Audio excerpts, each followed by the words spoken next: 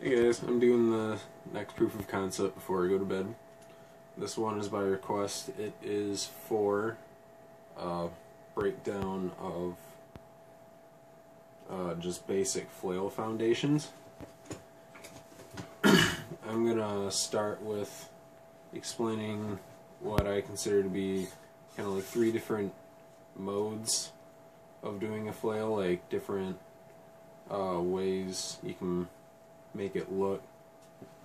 There are the four different positions you can break it down to, and I'm also going to go into the timings, and I'll also explain why it's really nice to be able to break it down into those four positions. So let's get started. I'll start with my hand pointing down, and my palm is pointing back at me. And to the left with my palm pointing down, up with my palm pointing forward, and out with my palm pointing down again, and back to the bottom. And it also helps if you have your arm out a little bit, your elbow bent, whether it be here or even just bent a little bit out there, because your wrist, when it's straight out, it doesn't bend inward very well, so you just make up for it with the bend of your arm.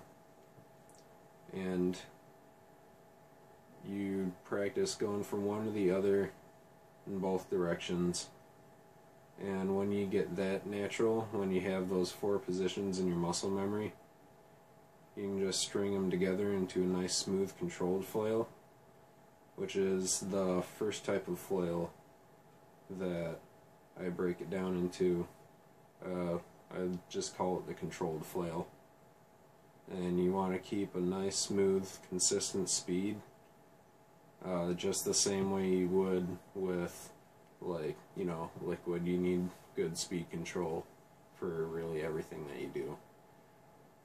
And the reason it's good to break it down in those four positions with that controlled flail is, say for example, I wanted to break down a 4-pedal anti-spin to explain it to someone or to learn it. I would start with my hand going down, like pointing to the bottom of that pedal, and then pointing at the end of that pedal, pointing at the top pedal, and you notice there's just like a 3/4 turn, and you go through all four of those positions. And if you don't have those positions memorized well, then you're not going to be able to feel the ends of your pedals where they should be and where your hands need to be pointing for them. But then there's what I call the swinging flail. And then there's this one that I saw more recently. Maybe I just don't watch enough videos, or I don't know. But it's almost like a sweep, I want to call it. It reminds me a little bit of liquid, the way your hand kind of follows, or your fingertips kind of follow your wrist in a sense. And say if I was to just do a 4-pedal flower in all those different ways. There's the controlled one. You notice my wrist is just straight up moving in a circle. The swinging one. And then that sweeping one. So yeah, there's some different looks you can put on it, and now I'll go over the timings. This is going to be really important for learning flowers, and I'm not going to go over the timings for flowers because I don't want the video to be too long. But and also I'm going to show every timing in one direction, and you guys can just do the other direction on your own for most of them. Say you start with one hand, rotating it that way, and you sync your other hand up with it. This is called same time, same direction, or together, same direction. And same together or same time is when one's pointing up, the other one's pointing up. One's pointing down, the other one's pointing down. And same direction is self-explanatory. And, you know, being able to switch between those.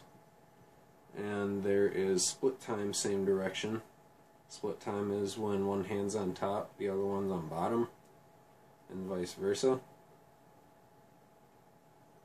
Which makes your more traditional flails.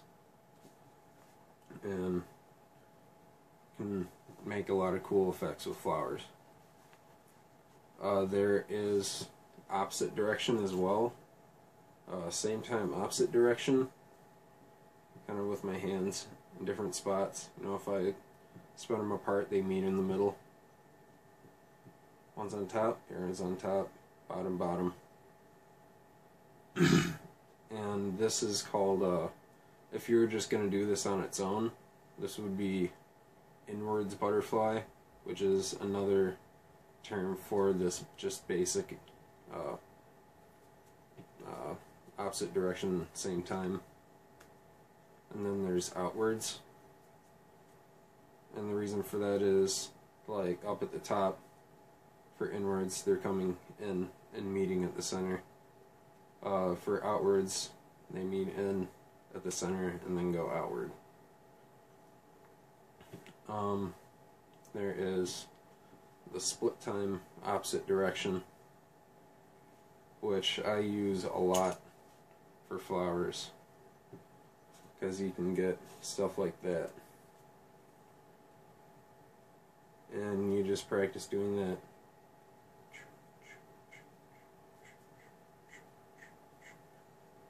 Notice again, one's on top, the other one's on bottom. But they meet at the sides. As opposed to this one, where they meet at the top and bottom. And that is the different timings for you. I might as well also go over, there is quarter time, where one's a quarter circle ahead of the other. And there's that with butterfly too. Just a quick mention for those who want something a little bit more advanced. See you next time. I don't know what the next one's going to be on yet.